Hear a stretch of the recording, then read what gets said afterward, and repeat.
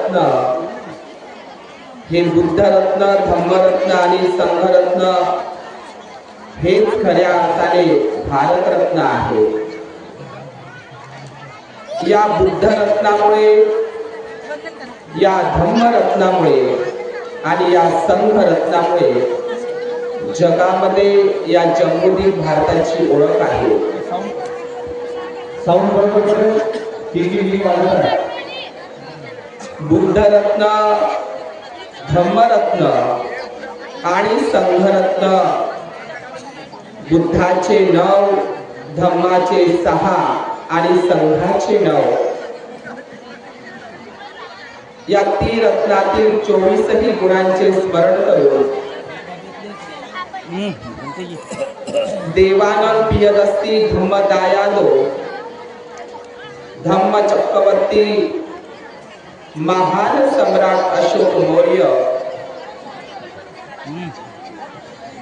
बोधिसत्व विश्वरत्न जग बदलणारा हा बाप माणूस डॉक्टर बाबासाहेब आंबेडकर या तीनही महामानवांना तीवार अभिवादन। भव्य धम्म समारंभाचं हे आयोजन आदरणीय पूजनीय भदंत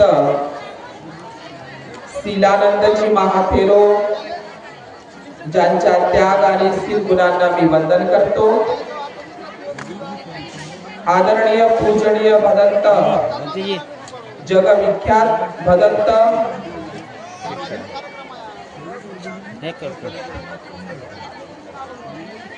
ज्ञान ज्योतिजी महाथेरो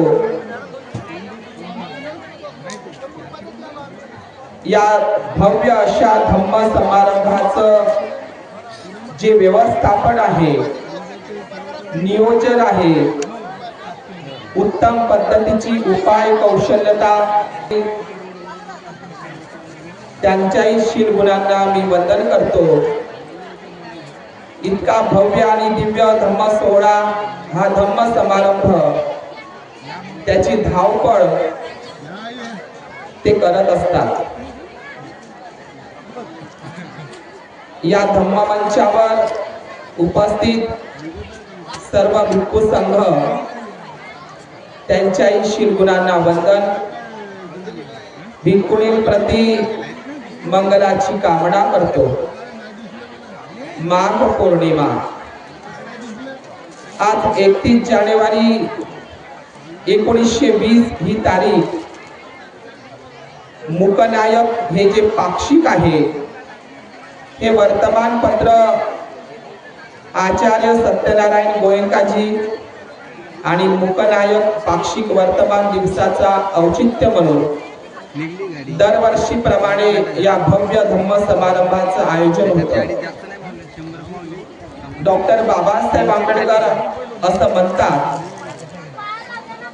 एखाद्या चळवळीचे काम यशस्वी करण्याकरिता त्या चळवळीचे वर्तमानपत्र असणे अत्यंत आवश्यक आहे, अन्यथा ती चळवळ पंख नसलेल्या पक्षाप्रमाणे असते। म्हणून डॉक्टर बाबासाहेब आंबेडकर ज्यांनी 31 जानेवारी आजचीच ती तारीख आहे, 31 जानेवारी 1920 ला जे वर्तमानपत्र पाक्षिक म्हणून या मूकनायक या पाक्षिक वर्तमानपत्राकरिता राजश्री छत्रपती शाहू महाराज, राजश्री छत्रपती शाहू महाराज यांनी 2,500चं ती देणगी ते अर्थसहाय्य डॉक्टर बाबासाहेब आंबेडकरांच्या या वर्तमानपत्राकरिता त्यांनी अर्थसहाय्य केलं, म्हणजेच पैशाची मदत केली 2,500। हे 2,500 रुपयाची अर्थसहाय्य त्या बदौलत डॉक्टर बाबासाहेब आंबेडकरांनी या भारतामध्ये त्यावेळी दीनबंधू असेल, केसरी असेल किंवा बाळशास्त्री जांभेकरांचं दर्पण असेल, पण कुठल्याही वर्तमानपत्रामध्ये जे शूद्राती शूद्र, द अनटचेबल, अंत्यज, शोषित, वंचित, हजारो वर्षापासून गुलाम असलेला, ज्याला तोंड असून बोलता येत नव्हतं, ज्याला डोळे असून पाहता येत नव्हतं, ज्याला कान असून ऐकता येत नव्हतं, ताठ मानेनं जगता येत नव्हतं. म्हणून या अन्याय अत्याचार विरोधात डॉक्टर बाबासाहेब आंबेडकरांनी हे मूकनायक वर्तमानपत्राची सुरुवात केली. तो दिवस आजचा दिवस. हे वर्तमानपत्र डॉक्टर बाबासाहेब आंबेडकरांनी 31 जानेवारी 1920 ला बाबासाहेबांची अनेक वर्तमानपत्र, परंतु पहिलं वर्तमानपत्र मूकनायक, दुसरं वर्तमानपत्र बहिष्कृत भारत, तिसरं वर्तमानपत्र जनता आहे, समता आहे आणि जनताच प्रबुद्ध भारतामध्ये रूपांतरण झालं. या मूकनायक, मुक्यांचा नायक तुकोबारायांची अभंग गाथा डॉक्टर बाबासाहेब आंबेडकर म्हणतात की माझ्या इतपत मराठी संत साहित्याचा अभ्यास करणारा व्यक्ती दुर्ळाच. या मूकनायक पाक्षिकाला आजच्या दिवसाला सुरुवात करत असताना तुकोबारायांच्या गाथेनं बाबासाहेबांनी त्या मूकनायक या वर्तमानपत्राची सुरुवात केली. खूप सुंदर त्या ओळी आहे तुकोबारायांच्या मूकनायक संदर्भात. काय करू आता धरुनिया भिड, काय करू आता धरुनिया भिड, निशंक हे तोंड वाजविले, कोणी नव्हे येत मुकियांचा जाण, सार्थक लाजुनी नवे हित. मुक्यांना जाणणारा, या मुक्यांना वाचा फोडणारा हा मूकनायक युगंधर डॉक्टर बाबासाहेब आंबेडकर. या मूकनायक पाक्षिक त्या काळामध्ये शूद्राती शूद्रांची प्रश्न मांडणारं हे मूकनायक पुस्तक लय महाग असतात. त्यावेळेच्या लोकांना पुस्तकं घेणं परवडत नव्हतं. वर्तमानपत्र सोयीस्कर असतं. आपण कुठलंही वर्तमानपत्र एकामेकापासून वाचायला घेत असतो आणि बाबासाहेबांनीही या वर्तमानपत्राची सुरुवात केली. तो मूकनायकाचा हा दिवस 31 जानेवारी. डॉक्टर बाबासाहेब आंबेडकर यांचा ॲनिहिलेशन ऑफ कास्ट हा ग्रंथ तर प्रत्येकाने वाचला पाहिजे. या उज्ज्वल भारताचं भवितव्य ॲनिहिलेशन ऑफ कास्ट, जातीचा विनाश, जातीचा विध्वंस, जातीयतेचे निर्मूलन, इतका सुंदर ग्रंथ, ग्रहण ग्रंथ आणि सुंदर रिसर्च असलेला हा ग्रंथ प्रत्येकाने वाचला पाहिजे. डॉक्टर बाबासाहेब आंबेडकरांनी मूकनायकाची सुरुवात करत असताना चातुर्वर्ण व्यवस्था या संदर्भात खूप सुंदर मांडणी केलेली आहे. डॉक्टर बाबासाहेब आंबेडकर काय म्हणतात की ही चातुर्वर्ण व्यवस्था, ही मनुस्मृती निर्मित ही चातुर्वर्ण व्यवस्था ब्राह्मण, क्षत्रिय, वैश्य आणि शूद्र, हे ब्राह्मण, क्षत्रिय, वैश्य आणि शूद्र हे 4 मजल्याची माडी आहे. आणि ही 4 मजल्याची माडी असताना वरच्या मजल्यामध्ये कोणालाच प्रवेश नाही. खालच्या मजल्यातील जो आहे, ज्याचा जिथे जन्म झाला त्याने तिथेच मरावं. वरच्या मजल्याचा जो मनुष्य आहे तो कितीही नालायक असला तरी तो सर्वश्रेष्ठ, आणि खालच्या मजल्यातला मनुष्य हा कितीही लायक असेल, सदाचारी असेल तरी पण तो मात्र ती ऐपत गाठू शकत नाही. अशा प्रकारे डॉक्टर बाबासाहेब आंबेडकरांनी मूकनायकामध्ये खूप सुंदर वर्णन केलेलं आहे. ॲनिहिलेशन ऑफ कास्ट या ग्रंथामध्ये बाबासाहेबांचं ते जात पात तोडक मंडळ तेव्हाच्या पाकिस्तान सिंध प्रांतामध्ये B.A. संताराम यांनी आयोजित केलेलं ते भाषण, ते जातपात तोडक मंडळाने बाबासाहेबांचं ते भाषणच रद्द झालं. ते भाषण त्या संदर्भावरून ते रद्द करण्यात आलं. डॉक्टर बाबासाहेब आंबेडकर असं म्हणतात की या भारतामध्ये जाती व्यवस्थेला, वर्ण व्यवस्थेला, उच्च नीचतेला जर या भारतामध्ये जे काही खतपाणी घालणारे जे ग्रंथ आहे, केवळ मनुस्मृतीचीच गोष्ट नाही, त्या सर्वच ग्रंथांना सुरुंग लावला पाहिजे, जाळून टाकलं पाहिजे. डॉक्टर बाबासाहेब आंबेडकरांनी मनुस्मृतीसारखा हा काळा कायदा हा 25 डिसेंबर 1927 ला बाबासाहेबांनी काळा कायदा महाडच्या चौदार तळेच्या ठिकाणी जाळला. त्या प्रसंगीच बाबासाहेब बोलले भाषणामध्ये, तुम्ही भेड बकरीची संतान नसून सिंहाचे छावे आहात. तुम्ही भेड बकरीची संतान नसून सिंहाचे छावे आहात.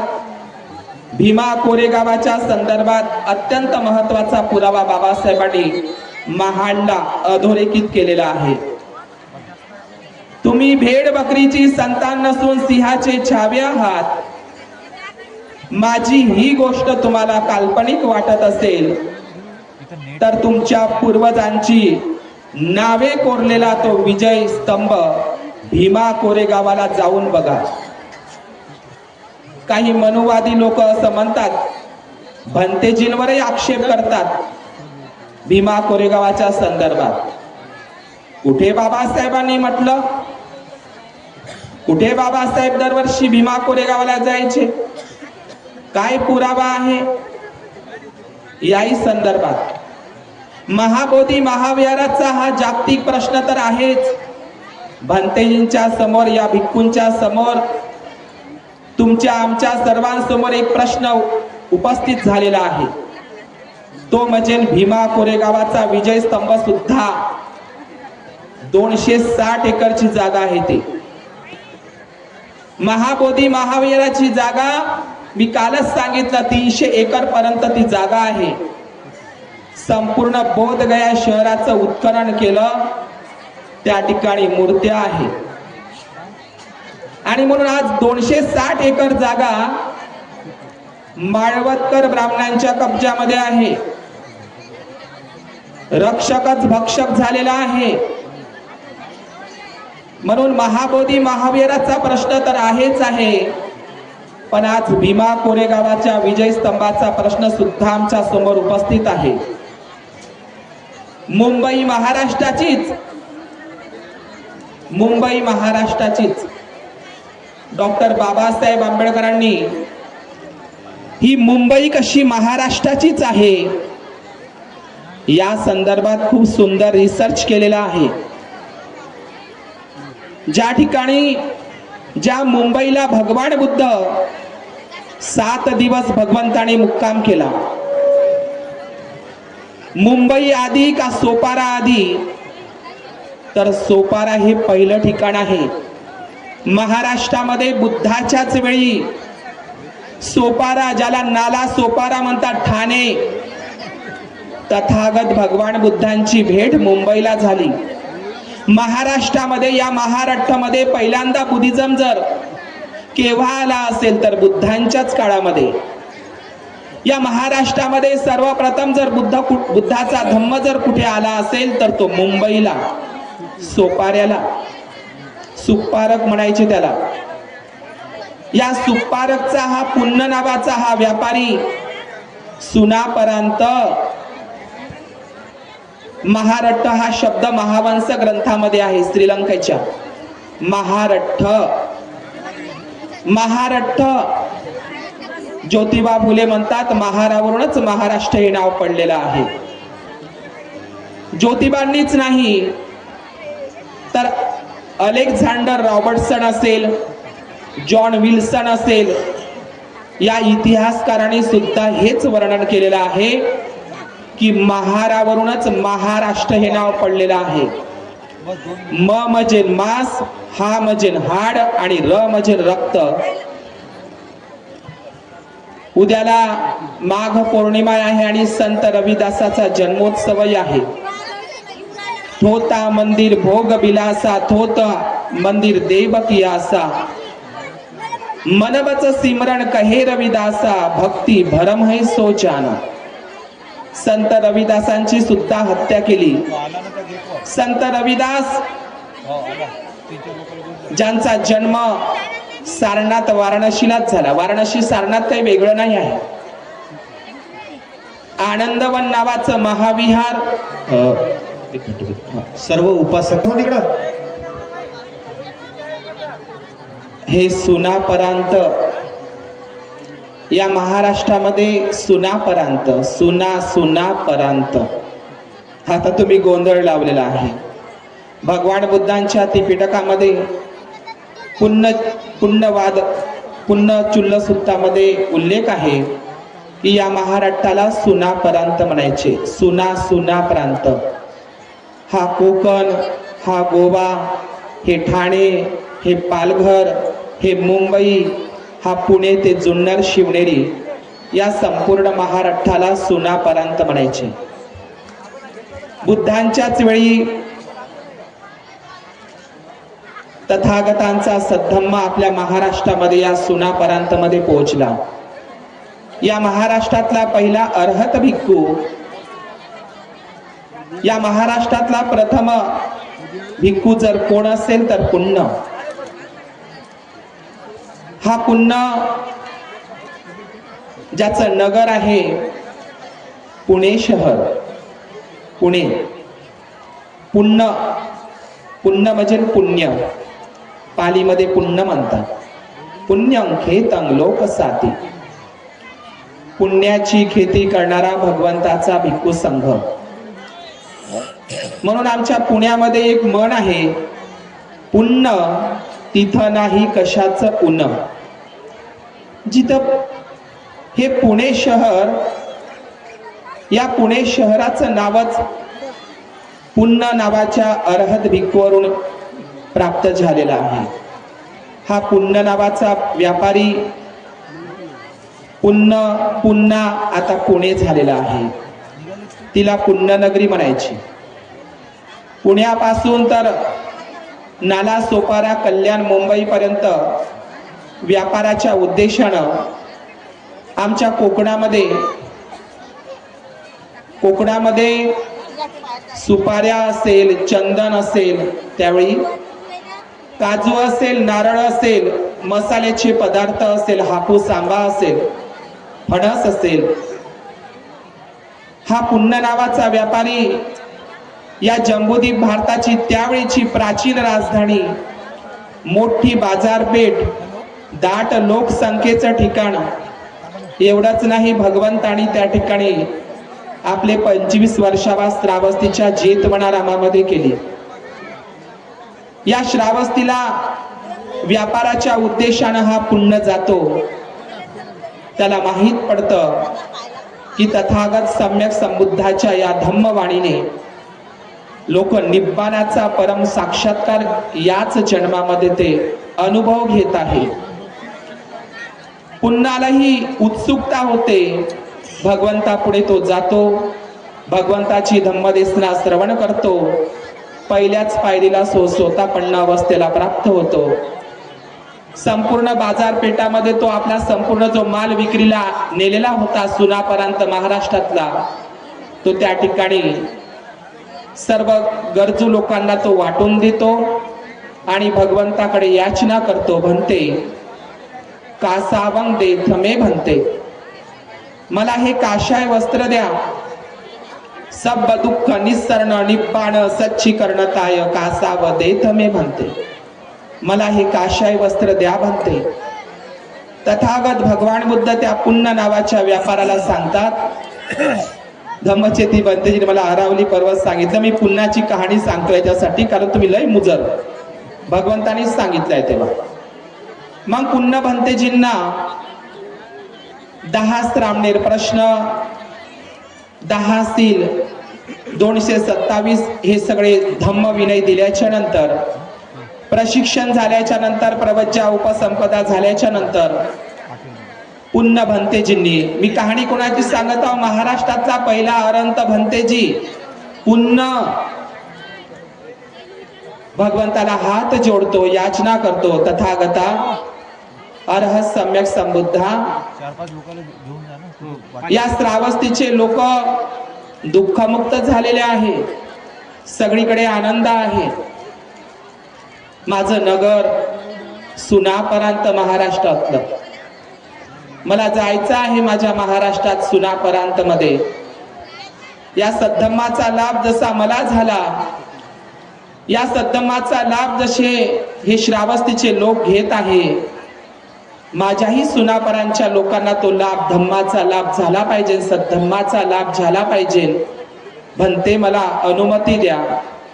बघा भगवान बुद्धांनी ते त्रिपिटकामध्ये लिहिलं आहे, पुण्य सुत्तामध्ये काय म्हणतात बुद्ध, अरे पुण्य मनात आणू नकोस.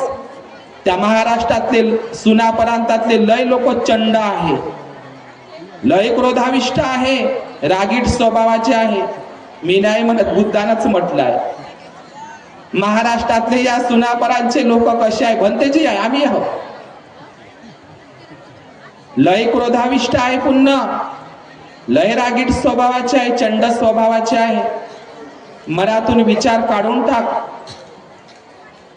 ठीक आहे म्हणते भंते, नाही नाही मला अनुमती द्या. अरे ते लोक सुनापरांत महाराष्ट्रातले लोक तुझ्या गालावर थापड मारतील, झपाटा मारतील, तुला गालावर हाणून देतील, तुला ते शिवीगाळ करतील. म्हणते ते शिवीगाळच करतील ना, हातानच मारतील ना, ते ढेकळानं तर मारणार नाही ना. अरे पुन्हा तुला माहित नाही, ते महाराष्ट्रातले लोक, त्या सुनापरांचे लोक, अरे ते ढेकळानंही मारतात, ते विचार करणार नाही तुला मारायला. म्हणते हे भगवान, ते केवळ ढेकळानंच मारतील ना, दगडानं तर मारणार नाही ना. अरे पुन्हा ते महाराष्ट्रातले सुनापरांचे लोक तुला दगडानंही मारतील, रक्तबंबाळ करतील, तुला तुझं डोकं फोडतील. म्हणते ते केवळ दगडानंच मारेल ना, काठीनं तर मारणार नाही ना. अरे पुन्हा ते महाराष्ट्रातले सुनापरांतले लोक तुला काठीनंही रक्तबंबाळ करतील, तुझं डोकं फोडतील. म्हणते भगवान, ते शस्त्रानं अवजारानं तर मारतील नाही ना. अरे ते अवजारानं शस्त्रानंही मारायला मागे पुढे पाहणार नाही. एवढे चंड क्रोधाविष्ट रागीट स्वभावाचे लोक महाराष्ट्र सुनापरांचे आहेत. म्हणते भगवान, काही काही लोक त्रस्त झाल्याच्या नंतर या जीवनामध्ये त्रस्त होतात, तर ते कुठल्या तरी शस्त्राची शोधाशोध करतात आत्महत्या करण्यासाठी. म्हणते मला ही शस्त्राची आवश्यकता भासणार नाही.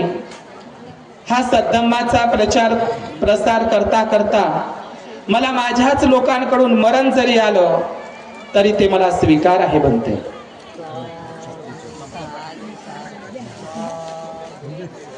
आणि हा पुन्हा अर्हत पदाला प्राप्त होतो. भगवान बुद्ध त्याला अनुमती देतात. हा पुण्य आणि त्याच्यानंतर चुल्ल पुण्य, त्याचाच भाऊ, हे दोघही बंधू संपूर्ण सुनापरांत पुणे मुंबईमध्ये बौद्ध धर्माचा प्रचार प्रसार करतात. प्रचार प्रसार करतात. आणि म्हणून तथागत भगवान बुद्धांचा हा सद्धम्म जर महाराष्ट्रामध्ये सर्वप्रथम जर कुणी आणला असेल तर तो पुन्न नावाच्या भिक्खूने बुद्धाच्याच वेळी पुन्न चुल्ल पुन्न थेरगाथामध्ये उल्लेख आहे. इसिदिन्न नावाचा भिक्खू सुद्धा बुद्धाच्या वेळी प्रवचित झाला.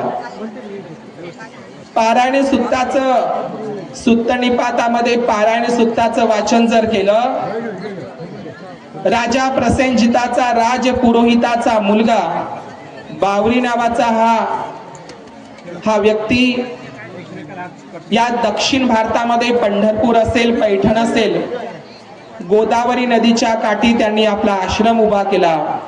हा बावरी नावाचा आणि त्याचे 16 शिष्य पारायण सुत्तामध्ये आहे. नंतर ते बावरी आणि त्याचे 16 शिष्य भगवंताकडे श्रावस्तीला जातात, भिक्खू बनतात आणि बावरी आणि त्यांच्या 16 शिष्य सुद्धा हे महाराष्ट्रामध्ये आणि साऊथ इंडियामध्ये बौद्ध धम्माचा प्रचार आणि प्रसार करतात. म्हणून हा सद्धम्म बुद्धाच्या वेळीच या महाराष्ट्रामध्ये नांदलेला आहे. चला झटपट घ्या, झटपट घ्या. म्हणून हा जो महारठ्ठा आहे, बुद्ध 7 दिवस मुंबईला राहिले. पुन्हानी काय केलं? पुन्हा भिक्खूंनी भगवंताचे चरणस्पर्श पदस्पर्श या महाराष्ट्रामध्ये पहिल्यांदा मुंबईला सोपाऱ्याला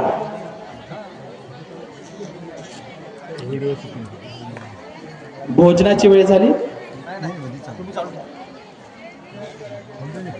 भूक हा भयंकर रोग आहे म्हणते. आम्हाला कोरोना सांगितला. हा पुण्य नावाचा भिक्खू ज्यांनी तथागताला आमंत्रित केलं, आमंत्रित याकरिता केलं म्हणते, माझा वर्षावास झालेला आहे. हा प्रवारणा दिवस या मुंबईला या सोपाऱ्याला सीमाभूमी घोषित करण्यासाठी तथागत बुद्धाला आमंत्रित केलं. तथागतांचा उपस्थापक आनंद ज्यांचं मी माघ पौर्णिमेचं महत्व सांगत आहो, पण मला सोपाऱ्यालाच यावं लागतं. मग पुण्य भिक्खूंनी तथागत सम्यक संबुद्ध श्रावस्तीच्या जेतवनात होते. आनंद उपस्थापक आणि 500 भिक्खू संघ आमच्या मुंबईला सोपाऱ्याला येतात. ठाणे, कल्याण ही नाव बुद्धिस्ट आहे. कल्याण हा बुद्धिस्ट महामार्ग, आधी कल्याण, मध्य कल्याण, अंतिमही कल्याण असं म्हणतो ना आपण. तथागत भगवान बुद्धांसाठी या पुण्य नावाच्या अर्हत भिक्खूंनी चंदनकुटी महाविहार निर्माण केलं आणि हे चंदनकुटी महाविहार त्याचं उद्घाटन तथागत भगवान बुद्धांच्या मंगल हस्ते झालं आणि तथागत भगवान बुद्धांनी 7 दिवस आश्रय केला मुंबईला सोपाऱ्याला. त्याला सुपारक म्हणायचे, प्राचीन व्यापारी मार्ग. भगवान बुद्धांचं जे भिक्षापात्र या माघ पौर्णिमेला भगवंताने जे आपलं भिक्षापात्र श्रावस्तीचे हे लिच्छवीचे वज्जीगण भगवान बुद्धांचे अखेरचे प्रवचन, भगवान बुद्धांची देसना वैशाली नगरी ज्याचं कौतुक भगवंताने केलेलं आहे. आम्रपाली असेल, सच्चक असेल, सिंह सेनापती असेल, महाली लिच्छवी असेल, ही सर्व लोक वैशालीची.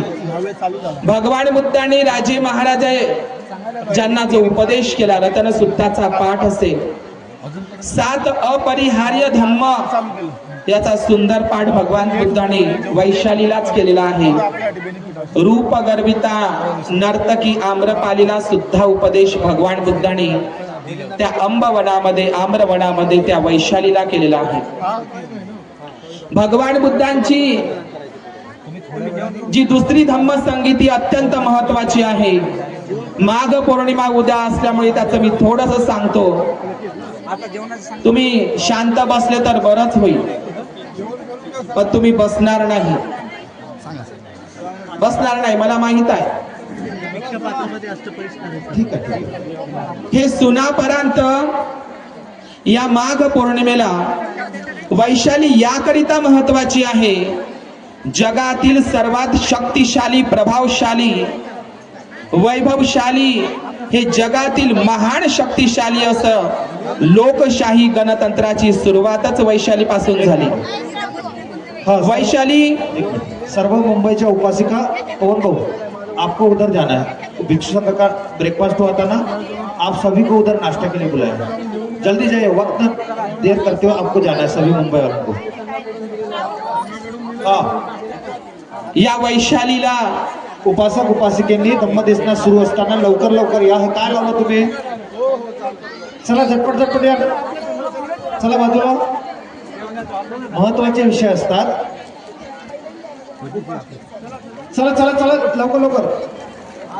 2-3 धम्मसेवक असतील, त्यांनी लवकरात लवकर पेस खाली करा. धम्मदेसना महत्वाची आहे.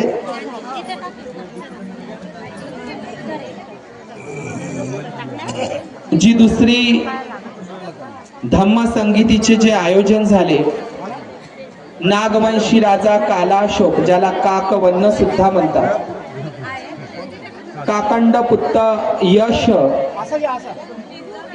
यांच्या पुढाकाराने ती दुसरी धम्म संगीती वैशालीला वालुकाराम महाविहारामध्ये त्याचं आयोजन झालं.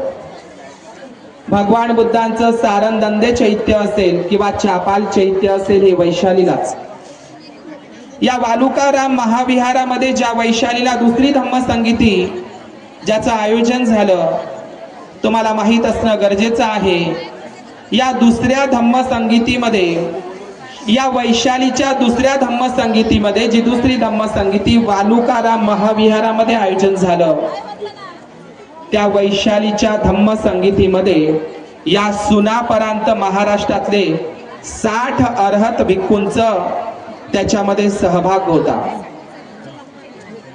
आणि म्हणून वैशाली आनंदाचं महापरिनिर्वाण, परिनिर्वाण हे वैशालीलाच झालं. आनंदाचं परिनिर्वाण हे वैशालीला झालं आणि भगवान बुद्धांनी त्या गेट जवळ उभा राहा. सर्वांना बाहेर काढा. सर्वांना बाहेर काढा. या वैशालीलाच भगवंतानी, चला घ्या लवकर लवकर, 10 घंटे लोक लावा, पटपट घ्या. आनंद म्हणत आहे, तथागता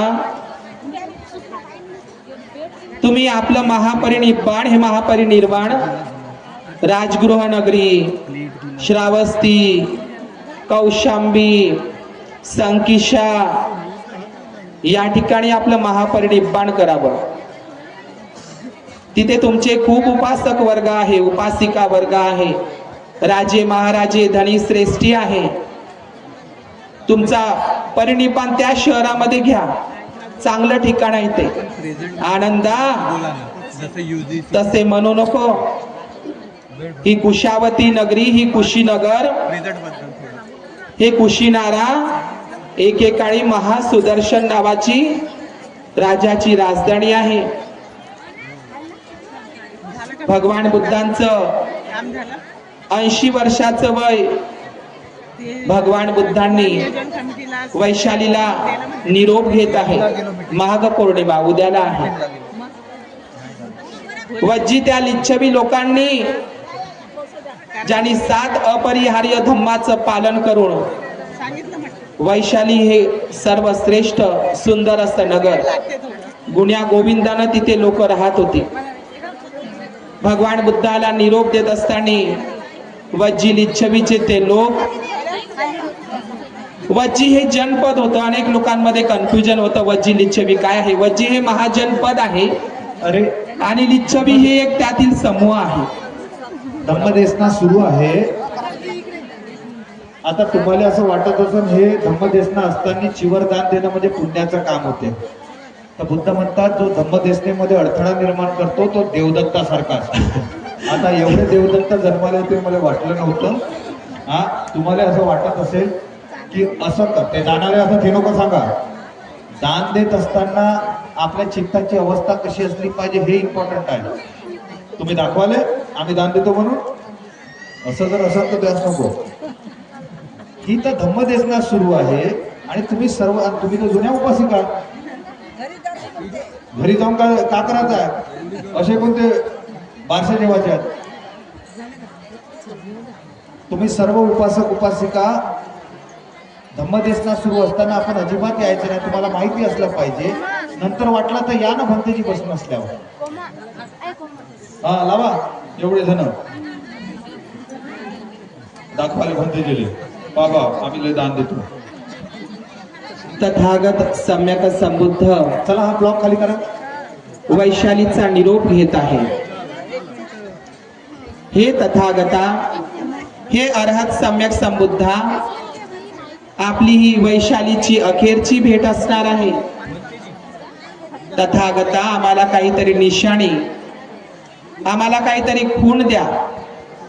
ज्याप्रमाणे तपस्सू आणि भल्लिकला तथागताने आपले केस धातू. गजबरे साहब इन सभी को थोड़ा सा बाहर और निकालो तो, किसी को आने मत दो. पूरा ब्लॉक खाली करो. सुनील सुकेसो, भगवान बुद्धाने जे आपले सुनील निळ मोर पंखी असे निळसर कलरचे केस जसे तपस्सू भल्लिकला दान केले. म्हणते तथागता, आम्हाला आपली काहीतरी निशाणी खूणगाठ द्यावी.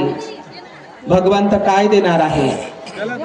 त्यांच्या अंगावर हे काशाय महावस्त्र आणि त्यानंतर भगवान बुद्ध आपलं भिक्षापात्र वैशालीला दान करतात आणि ते वैशालीचे वज्जी लिच्छवी लोक त्या वैशाली आणि केसरिया काही लांब नाही, एकच आहे ते ठिकाण. आणि भगवान बुद्ध ज्या दिशेनं तुम्ही कोल्हुआला वैशालीला गेले, एक स्तंभ दिसतो, त्याच्यावर एक सिंह मुद्रा दिसते आणि त्याचं तोंड कुशीनाराच्या दिशेनं आहे. तो दिशा निर्देश आहे की भगवंत या दिशेनं गेलेले आहेत.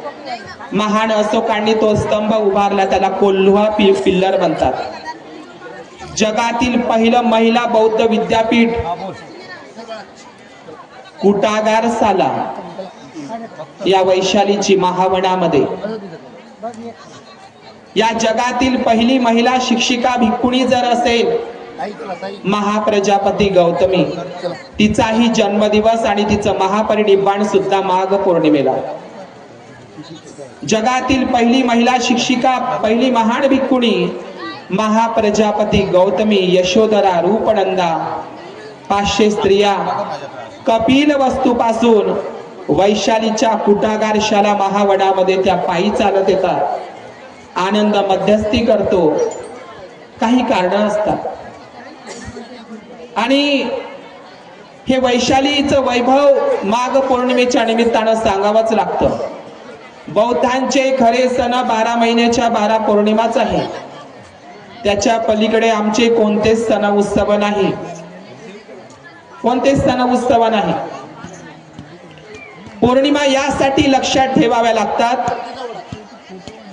धम्मचेती भंतेजी त्यांच्या वाक्यामध्ये नेहमी सांगतात, इतिहास माणसाला माहित असला पाहिजे. इतिहास याकरिता माहित करून घेतला पाहिजे की इतिहास माणसाला प्रेरणा देतो. जसा की भीमा कोरेगावाचा इतिहास हा माणसाला सावधगिरीचा इशाराही करतो. पौर्णिमेचं महत्व डॉक्टर बाबासाहेब आंबेडकरांनी खूप मस्त मांडलेलं आहे दिल्लीच्या भाषणात. पौर्णिमेच्या प्रशांत वातावरणामध्ये आपल्या कार्याचे सिंहावलोकन गांभीर्यानं करण्याची जी संधी उपलब्ध होते, हेच पौर्णिमेचे वैशिष्ट्य आहे. हेच पौर्णिमेचे वैशिष्ट्य आहे. या वैशालीला भगवान बुद्धांनी जी पहिली भिक्खुणी केंद्र, जगातील पहिलं महिला विद्यापीठ म्हणजे कुटागार शाला, भिक्खुणींचा गड होता तो. या महाराष्ट्रामधलं पहिलं बौद्ध विद्यापीठ महिलांचं जर कोणतं असेल तर ते म्हणजे जुन्नर आणि शिवनेरी. या महाराष्ट्रामध्ये, या भारतामध्ये, या जम्बूद्वीपामध्ये बौद्ध भिक्खूंची विद्यापीठ वेगळी होती, भिक्खुणींची विद्यापीठ वेगळी होती. आणि या जगातील पहिलं भिक्खुणींचं, महिलांचं म्हटलं तरी चालेल, स्त्रियांना सुद्धा पुरुषांबरोबर ज्ञानदानाचा, विद्याचा प्रचार प्रसार करण्याचा ही धम्म विद्येचा प्रचार प्रसार करण्याची संधी उपलब्ध तथागत भगवान बुद्धाने केली आहे. या जगातील पहिला महिलांचा पुढारी जर कोण असेल तर अरहत तथागत सम्यक संबुद्ध. वैशालीच्या सोबतच नरेंद्र मोदीच्या गावाला सुद्धा महिलांचं बौद्ध विद्यापीठ आहे, वडनागर, जिथं मोदीचा जन्म झाला. या महाराष्ट्रामध्ये तुम्हाला माहित असायला पाहिजे की बौद्ध भिक्षुणींचं जे महिला बौद्ध विद्यापीठ आहे ते पहिलं म्हणजे जुन्नर शिवनेरी शिवपालनिका. शिवाजी महाराजांच्या जयंतीचा वाद आहे. शिव हा शब्द पाली आहे. शिव हा शब्द पाली प्राकृत मध्ये शिवनेरीच्या किल्ल्यावरच लिहिलेला आहे. तिथे शिवनेरी किल्ल्यावर जन्म नाही झाला शिवाजी महाराजांचा. तिथे जे आधुनिक बांधकाम केलेलं आहे शिवनेरी किल्ल्यावर, कुठलीही स्त्री आपल्या बाळाला उघड्यावर जन्म नाही देऊ शकत. किल्ल्याची निर्मिती तथागत बुद्धांनीच केलेली आहे.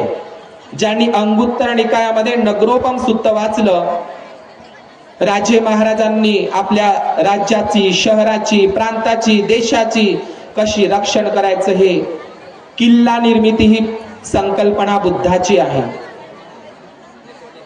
आज जे तुम्हाला जिजाऊने ज्या ठिकाणी जन्म दिला म्हणून ते सांगितलं जातं ते आधुनिक बांधकाम आहे. कोल्हापूरचे राजाराम महाराज यांच्या नेतृत्वामध्ये ते आधुनिक बांधकाम आहे. छत्रपती शिवाजी महाराजांचा जन्म सर्वात जास्त बौद्ध लेण्या अख्ख्या महाराष्ट्रात आणि सर्व भारतामध्ये जर सर्वात जास्त बौद्ध लेण्या असेल तर त्या शिवनेरी जुन्नरला. त्या ठिकाणी 550 बौद्ध लेण्या आहे. त्या 550 बौद्ध लेण्यांपैकी 36 नंबरच्या बौद्ध लेणीमध्ये गिरीभूती नावाचा व्यापारी, बघा पालीमध्ये काय लिहिलं आहे 36 नंबरच्या पालीमध्ये, तुम्ही कधी जाऊन बघा शिवनेरी जुन्नरला. गिरीभूती नावाचा व्यापारी, त्याची पत्नी शिवपालनिका नावाच्या भिक्खुणी संघ, त्या ठिकाणी 8 म्हणजे भिक्खू संघासोबतच शिवपालनिका नावाची भिक्खुणी, अरहत भिक्खुणी सातवाहन काळामध्ये तिथे राहत होती. भिक्खुणी संघाचं भल्ल मोठं सेंटर ज्याप्रमाणे वैशालीला होतं त्याचप्रमाणे सातवाहन लोक मराठी राज्य आहे.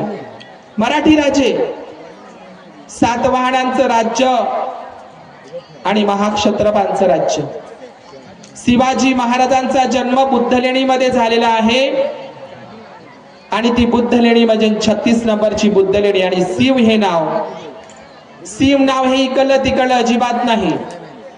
आपण बौद्ध साहित्यामध्ये जर वाचलं, सुप्पवासा देवी शिवली अग्ग शिवली लाभी म्हणतो आपण. शिवली पाली शब्द शिवली आहे. शिवलीवरूनच शिवलिंग ही संकल्पना पुढे आलेली आहे. महायानांमध्ये बोधिसत्व अवलोकितेश्वर आहे. शिवपालनिका नावाची भिक्खुणी शिवनेरीला झाली, तिच्यावरूनच ते नाव शिवाजी ठेवण्यात आलं, शिवाई देवीवरून नाही. हा इतिहास तुम्हाला माहित असला पाहिजे. ज्ञानज्योती भंतेजी नेहमी सांगतात आणि ते खरी गोष्ट आहे. जिजाऊचं माहेर हे सिंदखेड राजा, जाधवांची सर्व घरं सिंदखेड राजांची, ते बुद्ध ठाणा आहे, बुलढाणा नाही. जाधव तुम्हाला माहित असलं पाहिजे. जाधव म्हणजे कोण? सुजाताशी नातं, भगवंताला ज्यांनी खीरदान केली होती भगवंताला, सुजाता ही यादव कुळातली. जसं उत्तर भारतामध्ये महाराष्ट्रामध्ये यशवंत म्हणतात, उत्तर भारतामध्ये जसवंत म्हणतात. महाराष्ट्रामध्ये यशोदा म्हणतात आणि उत्तर भारतामध्ये जसोदा म्हणतात. तसंच महाराष्ट्रामध्ये यादव म्हणतात, तिकडे उत्तर भारतामध्ये यादव म्हणतात आणि महाराष्ट्रामध्ये जाधव म्हणतात. आणि ही यादव कुळाची सुजाता तुम्हाला माहित आहे.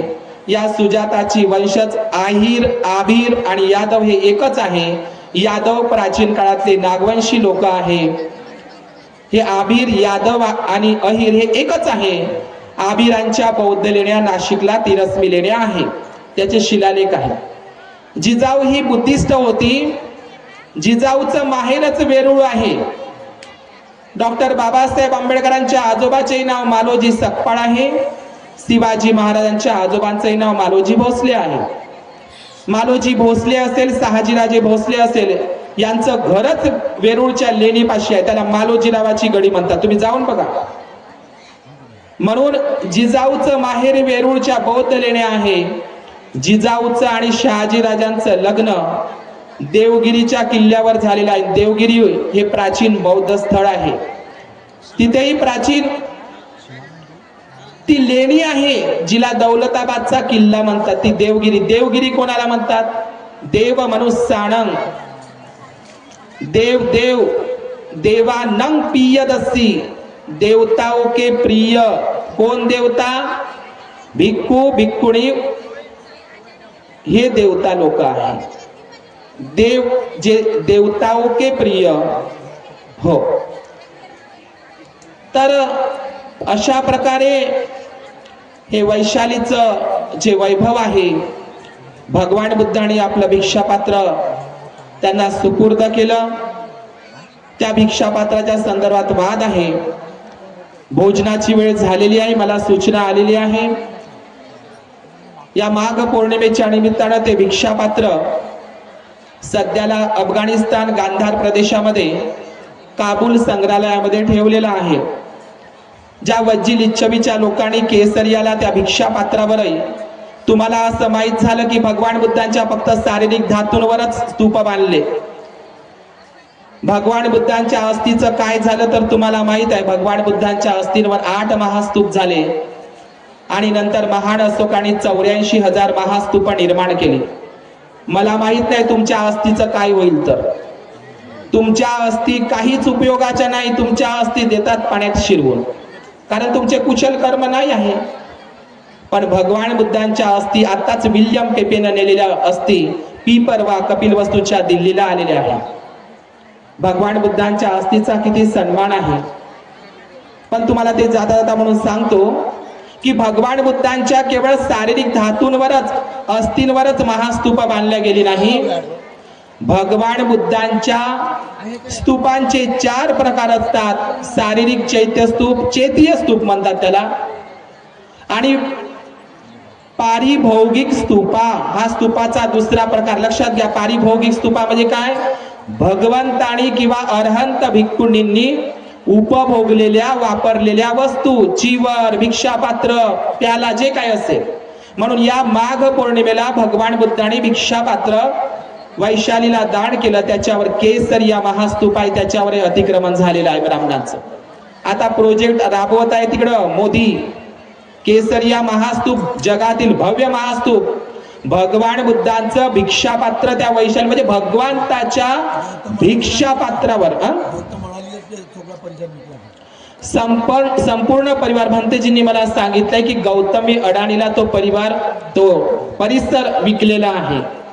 केसरिया, केसरी चिवर भगवंताचं, भगवंतालाच केसरिया म्हणतात. तर शारीरिक चैतीय धातूचा हा जो स्तूप आहे भगवंताच्या किंवा अरहत भिक्खूंच्या अस्थी. दुसऱ्या प्रकारचा स्तूप भगवान सम्राट अशोकाने निर्माण केले, ते म्हणजे पारिभौगिक स्तूप.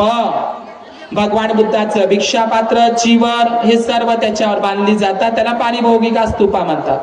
तिसरा स्तूप असतो त्याला उद्देशिका स्तूप म्हणतात.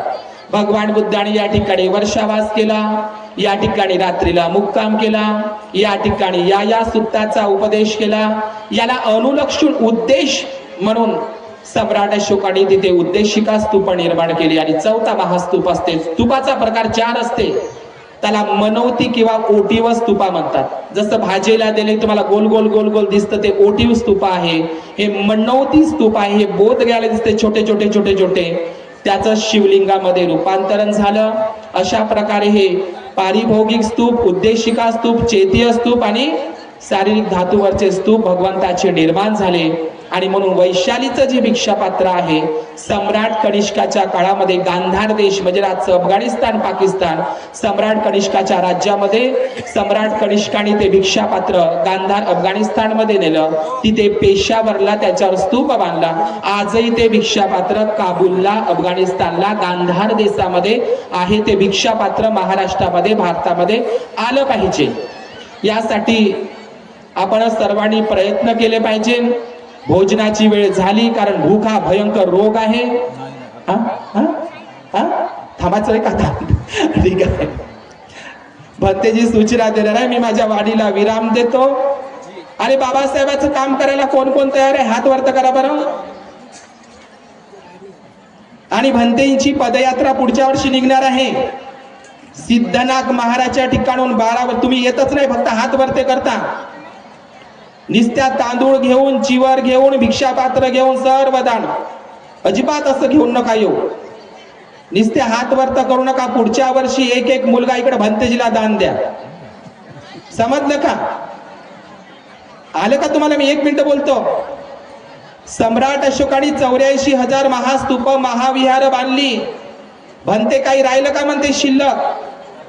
भंते काही शिल्लक राहिलं का? मोगलीपुत्र ला विचारत आहे. तुने तर राजा फक्त हे राजन हे असो का? तुला तर फक्त 84,000 महाविहार महास्तूपच दान केली आहे. रक्ताचा गोळा दान नाही केला. आणि तुम्हाला तर चांगले भंते जी पाहिजे. झाडाला लागतील का? जसे आहे तसे घ्या. जसे आहे तसेच घ्या, तसेच भेटणार आहे. म्हणून मोगलीपुत्र म्हणतात, भंते काही राहिलं का शिल्लक? हे असो का? तुला धम्मदायाद बनायचं आहे का? धम्मदायाद कशाला म्हणतात? धम्मदानी वेगळं असतं. धम्मदायादो, दायादो म्हणजे धम्माचा, विनयाचा वारसा चालवणारा व्यक्ती. पुढे जाऊन तू तुझ्या रक्ताचा, पोटचा गोळा दान नाही केला हो का भंते? 3ऱ्या धम्म संगीतीमध्ये अशोकाराम मध्ये पाटलीपुत्रला, पटण्याला काय करावं लागेल धम्मदायाद बनण्यासाठी? अनाथ पिंडक होता का तसा? नाही म्हणतात. आणि मग संघमित्र आणि महामहेंद्राला दान केलं जातं. मुलामध्ये मुलीमध्ये भेदभाव केला जात नाही. या भारतातली पहिली महिला, जगाच्या पाठीवर पहिल्यांदा 7 समुद्रापलीकडे जाणारी, सम्राट अशोकांनी आपली मुलगी, लग्न झालेलं होतं, सुमना, इत्तीय, उत्तीय, संबल, भद्रसाल अशी अनंत भंतेजींना संघमित्राला बोधी वृक्षाची शाखा घेऊन पाठवलं. आणि महामहेंद्राला सुद्धा. मला एवढंच विचारायचं माऊल्यांनो, जाता जाता, अख्ख्या जम्बूद्वीपाचा राजा सम्राट अशोक असता. कल्पना करा, कोण्या राजाला, कोण्या सम्राटाला असं वाटत नाही माझ्या मुलानं राज्यकारभार करावं. त्यांनी लोकांना ऑर्डर सोडावी, राजमुकुट, राजसिंहासनावर बसावं. मनात आणलं असतं तर सम्राट अशोक महामहेंद्राला राजा बनवू शकला असता. बनला असता का नाही? राजा बनला असताना जम्बूद्वीपाचा, पण नाही बनवलं.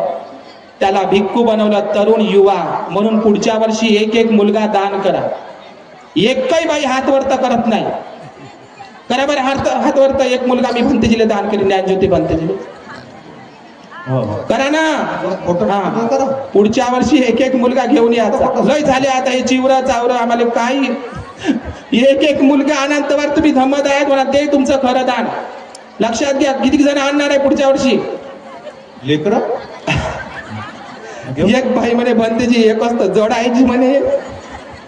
काय करता बापा? आमच्याकडे ते आणू देत आहे बाबा. तसेच चांगले लेकरं नाही पाठवत श्यामनेर शिबिरामध्ये. आणि भंतेजी सुधरवले पाहिजे 10 दिवसात. म्हणजे तुम्ही बिघडं वाचत यायले. दारुडे, बेवडे, बावडे, कावलेले ज्यांच्या पत्न्या पडायला ते पाठवते आमच्याकडं. म्हणजे तुमचे ज्यांना नाही सुधारले तर आम्ही सुधरावलं. आम्ही नाही सुधरवते. आणि चांगले पोरं तिकडे ट्युशनले असे पाठवते का नाही बदमाश. मी तर मारतोच बाबा श्यामनेर शिबिरामध्ये. चांगले पोरं दान करा. मला एवढंच म्हणायचं आहे. धम्मदायाद बना.